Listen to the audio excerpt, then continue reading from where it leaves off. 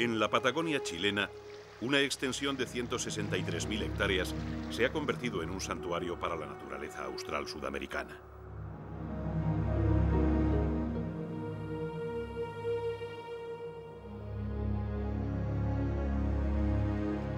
La cordillera andina cruza de norte a sur el territorio, originando un clima diverso y cambiante.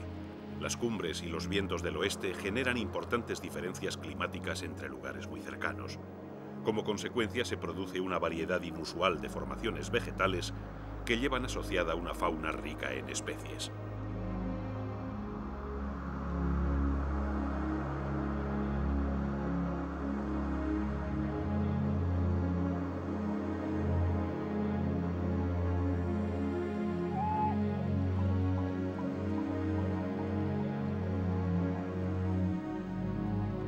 Es el punto de confluencia de una Patagonia llana y extensa y otra escarpada tallada por eras de glaciarismo. Un mundo de contrastes, el mundo salvaje de las Torres del Paine.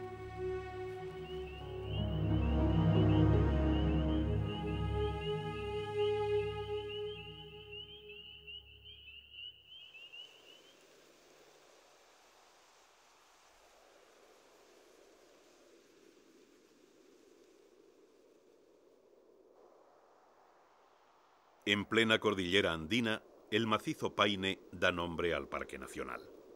Las montañas, con picos superiores a los 3.000 metros, marcan una línea divisoria que diferencia dos zonas completamente distintas. Al oeste de la cordillera, del lado del Pacífico, los vientos cargados de humedad chocan contra los escarpes y descargan las lluvias que apenas si llegan a la otra vertiente. Es un lado húmedo y frío, compuesto de rocas, bosques y hielos.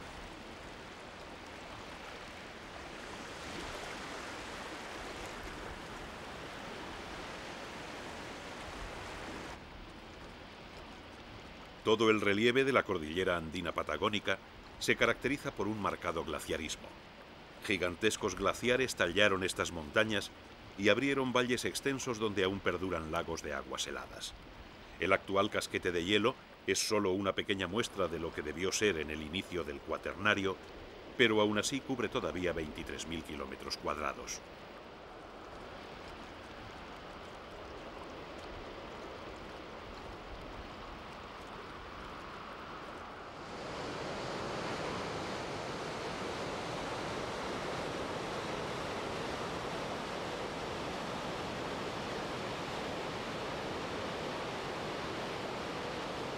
En la vertiente este, donde apenas llueve, grandes llanuras se extienden hasta el Atlántico, mientras se pasa de la estepa hasta prácticamente el desierto.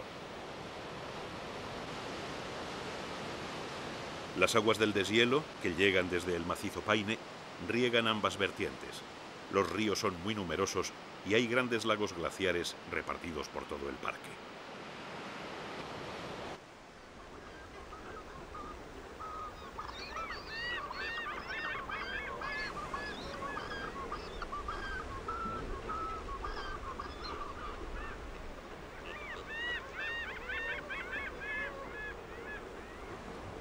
La proximidad del Océano Pacífico y los numerosos lagos atraen a las aves acuáticas de la región patagónica, que forman ruidosas y nutridas colonias.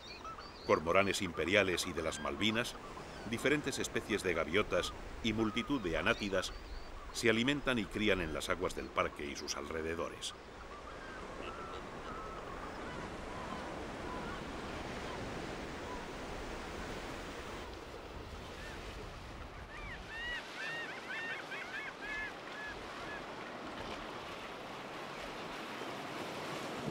El cisne de cuello negro es la mayor de las aves acuáticas sudamericanas. Toda su vida la pasa en las gélidas aguas de los lagos andinos, alimentándose de algas, insectos y algún que otro pececillo.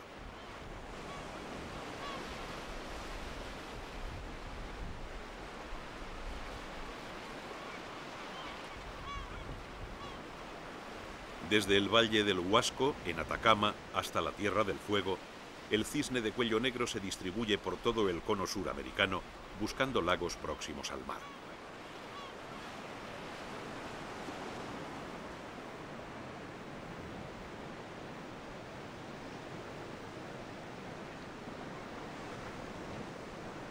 En Torres del Paine está presente todo el año. Resiste perfectamente el frío y las pocas variaciones estacionales de la región hacen innecesario que migre a otras latitudes.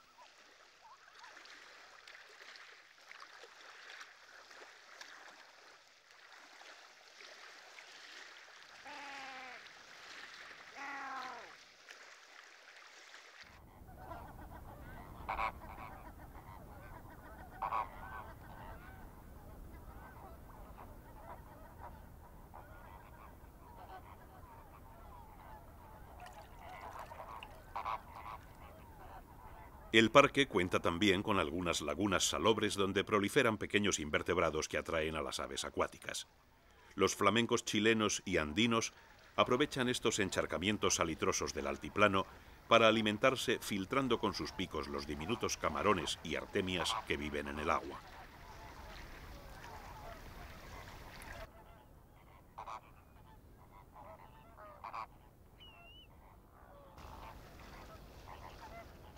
En las lagunas salobres se alimenta también el cisne coscoroba, una de las aves más amenazadas y escasas del mundo.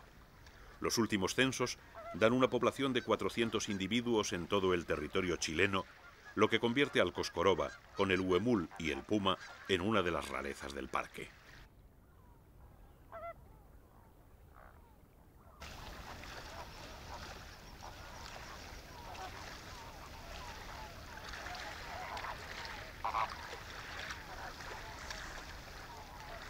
Entre las aves de Torres del Paine hay también algunas rapaces.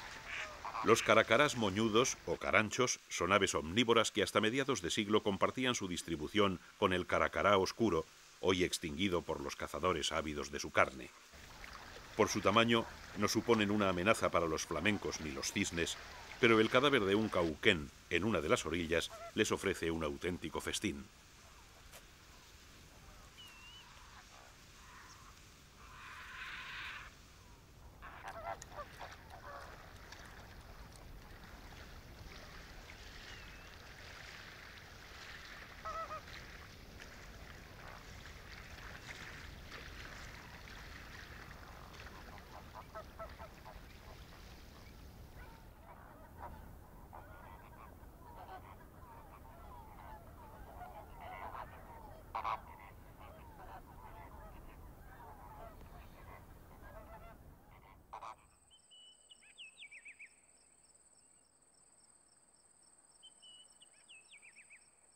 La formación vegetal más interesante del parque es el bosque magallánico deciduo.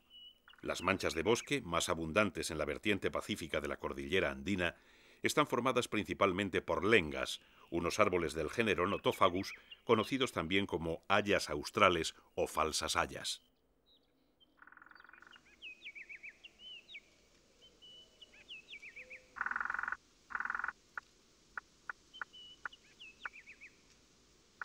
Entre las lengas se cobijan y alimentan aves como la caturra, una pequeña cotorra cuya distribución llega hasta Tierra del Fuego, convirtiéndose en la representante más austral de una familia de aves eminentemente tropicales.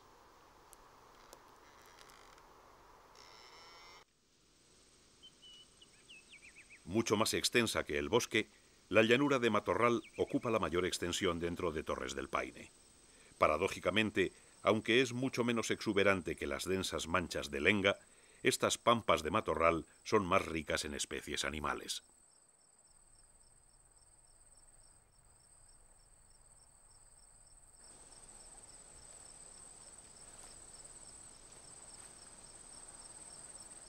El matorral es la casa del ñandú de Darwin, o petizo, como se le conoce en Chile. Cuando Darwin llegó a estas latitudes en su histórico viaje, se quedó sorprendido al ver cómo estas aves superaban en velocidad a los caballos de los gauchos que intentaban capturarlas.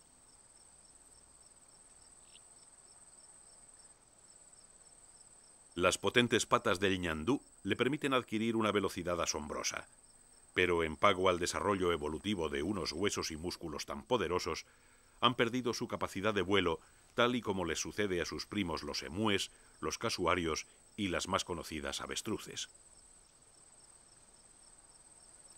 Aunque en Torres del Paine están estrictamente protegidos, las poblaciones de ñandúes de Darwin han disminuido mucho debido a la caza con boleadoras, ya sea por deporte, por sus huevos y su carne, o sobre todo por sus plumas grises que se utilizan para fabricar plumeros.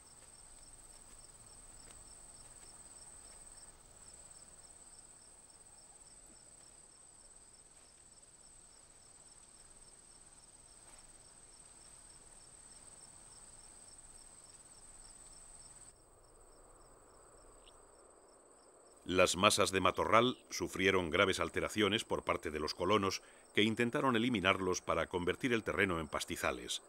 Pero al crearse el Parque Nacional, los matorrales se han recuperado, al igual que la fauna que vive asociada a ellos.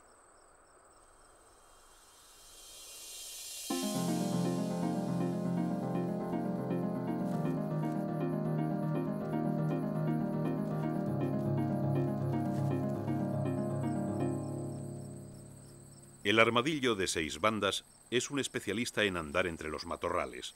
Su cuerpo blindado le permite abrirse paso entre las matas más densas, lo que le supone una defensa contra los predadores.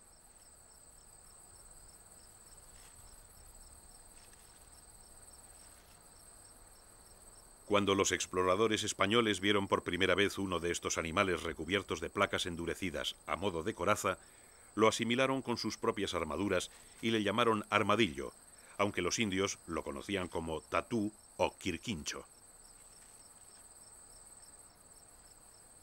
Los armadillos son animales muy primitivos que han sobrevivido en gran parte gracias a sus placas dérmicas que le permiten huir a través de los matorrales más cerrados.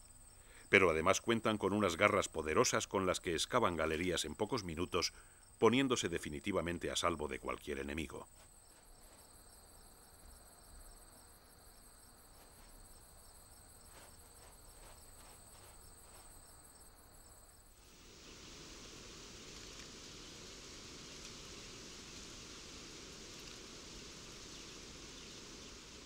Aunque la variedad y número de presas haría pensar lo contrario, son pocos los carnívoros de Torres del Paine. Los cánidos son muy escasos en el mundo forestal sudamericano. Aquí, sin embargo, conviven 2 especies de zorro, de los que apenas se sabe nada de sus hábitos y su biología. El zorro colorado, que habita las altiplanicies hasta los 4.000 metros de altitud, y el zorro gris o chacalillo, que vive en la sabana y el desierto patagónicos.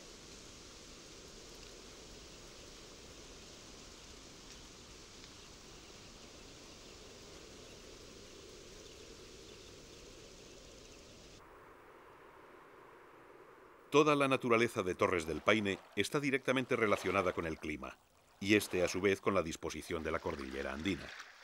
Las masas de agua de los 2 océanos y de los numerosos lagos patagónicos ejercen un papel moderador, y el clima, entre templado y frío, sufre pocas variaciones estacionales. La temperatura media anual es de 6,6 grados centígrados, con máximas de 10 grados y mínimas de 2.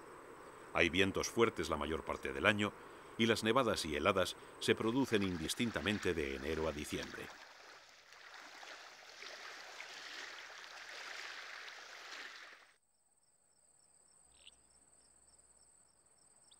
Estos rigores climáticos no son impedimento para las especies patagónicas adaptadas a los fríos moderados y a los vientos denominados furiosos 50, en referencia a su fuerza y latitud.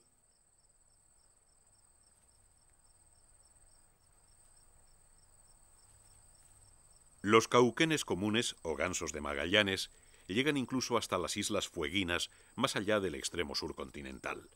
Existen 3 especies de gansos magallánicos, de las que esta es la más numerosa. Los cauquenes se alimentan de hierba y por ello son perseguidos por los ganaderos patagónicos, que afirman que 6 cauquenes pueden comer tanto como una oveja y que por lo tanto sus grandes bandadas suponen una competencia para sus rebaños.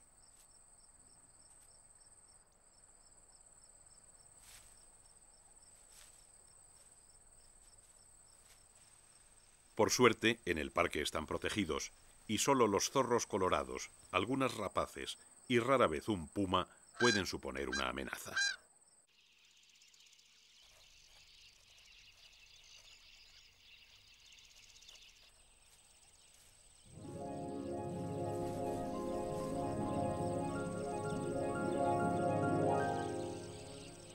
Generalmente los mamíferos carnívoros no capturan a los gansos.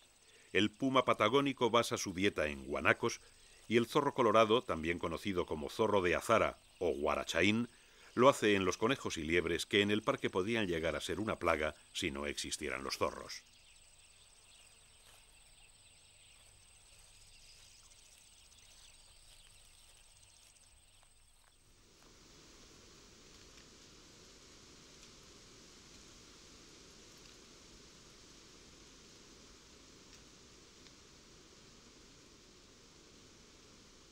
La imagen más representativa del parque son las cumbres del macizo Paine, al que debe su nombre. El macizo está formado por las famosas torres y por los cuernos del Paine, cuyas paredes casi verticales atraen a los escaladores de todo el mundo y superan, en el caso del Paine Grande, los 3000 metros de altura. Pero si la imagen representativa son las escarpadas torres, el emblema del parque es un animal asociado íntimamente a las faldas del macizo.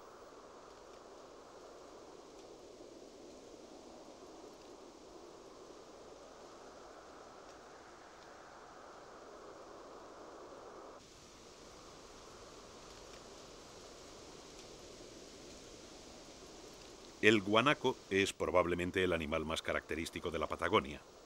Dentro de los 4 camélidos sudamericanos es el más adaptable y puede vivir desde el nivel del mar hasta los 4000 metros de altura.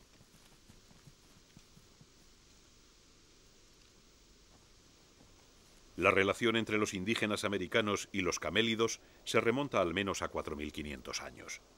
Fue una relación de íntima dependencia unilateral, por lo que el guanaco se convirtió en un animal totémico. Hasta la primera mitad de nuestro siglo, los guanacos fueron clave para la supervivencia de los indios patagónicos, que obtenían de ellos carne para alimentarse, lana para sus vestidos y fibras para coser.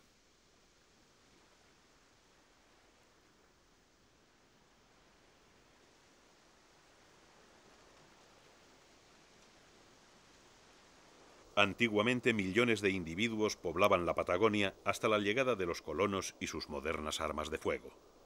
Una vez más, se consideró a los animales autóctonos competencia directa del ganado introducido y se les persiguió hasta reducir su población a los 150.000 ejemplares que hoy se estiman en todo el continente.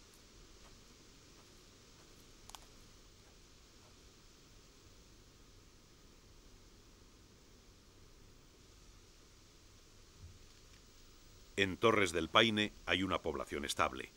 Los machos jóvenes se congregan en rebaños de unos 30 individuos hasta que con 5 años de edad llegan a la madurez sexual. En ese momento se separan del grupo y buscan su propio territorio y sus propias hembras, formando una nueva familia.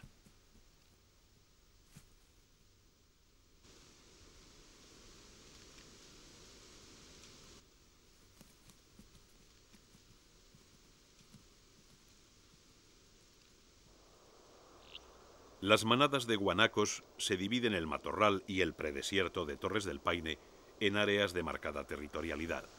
Cada grupo tiene un macho dominante que no permite que ninguno de los jóvenes adolescentes cubra a sus hembras y se establece una jerarquía inflexible.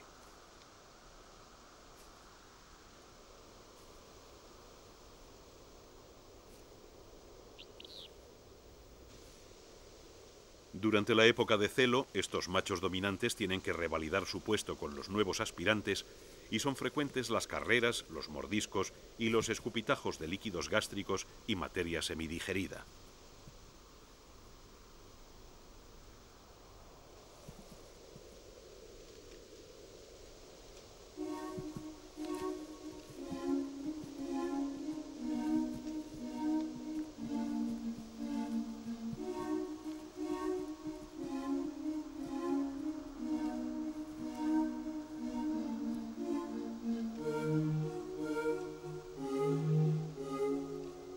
Aunque su distribución está enormemente restringida por la presión del hombre, algo del antiguo respeto totémico de los indígenas americanos sigue impregnando la figura del guanaco.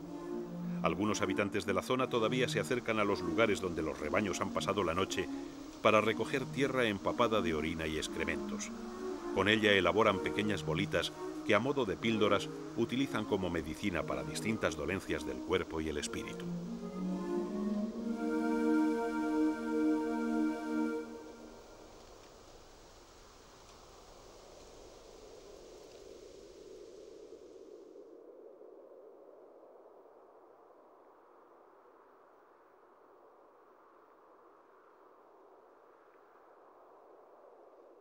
Al igual que los patagones admiraban al guanaco, los incas adoraban al cóndor como a un dios.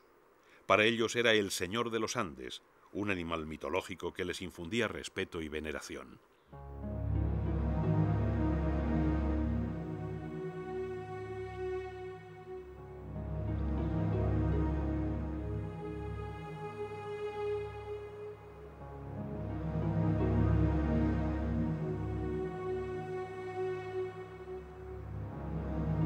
En Patagonia, sin embargo, se les ha perseguido desde tiempos inmemoriales. El hecho de que aparecieran poco después de la muerte de un animal hizo que los hombres creyeran que los cóndores los mataban, y la leyenda del cóndor cazador se extendió rápidamente. Incluso se decía que se habían llevado a niños pequeños atrapándolos con las garras.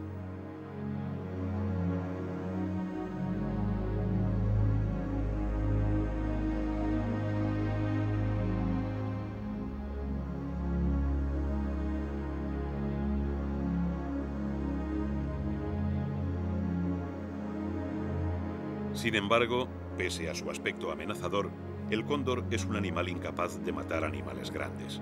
Sus patas tienen el dedo trasero demasiado alto, lo que les impide cerrar la garra, de forma que no pueden atacar, sujetar o desgarrar a sus posibles presas, y menos aún llevárselas en vuelo.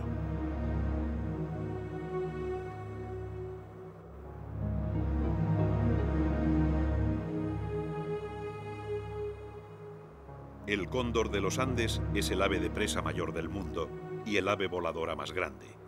Con casi 4 metros de envergadura y hasta 12 kilos de peso, este majestuoso volador necesita las corrientes de aire para volar.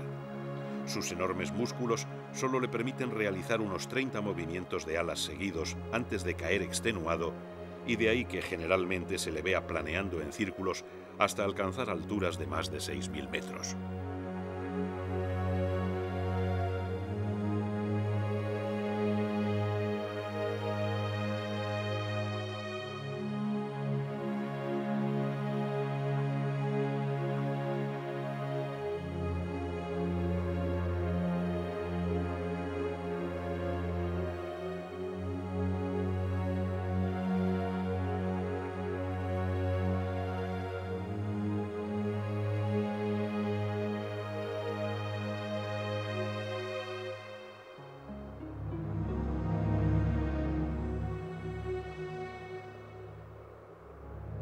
Cuando en 1883 Darwin se adentró en esta región siguiendo el río Santa Cruz, escribió: «La impresión general del ánimo es de una completa y desesperante esterilidad». Pocos días después, sin embargo, pudo observar las cumbres nevadas de los Andes y sintió recompensados todos sus esfuerzos. Así es Patagonia, austera pero llena de sorpresas, de clima desapacible y paisajes torturados, pero con una naturaleza extraordinaria. En abril de 1978, el Parque Nacional de Torres del Paine se incorporó a la red de reservas de la biosfera. Era el reconocimiento a su enorme importancia dentro de la red de espacios naturales sudamericanos y una garantía para la conservación de los ecosistemas y las especies de este alejado y salvaje rincón de la Patagonia chilena.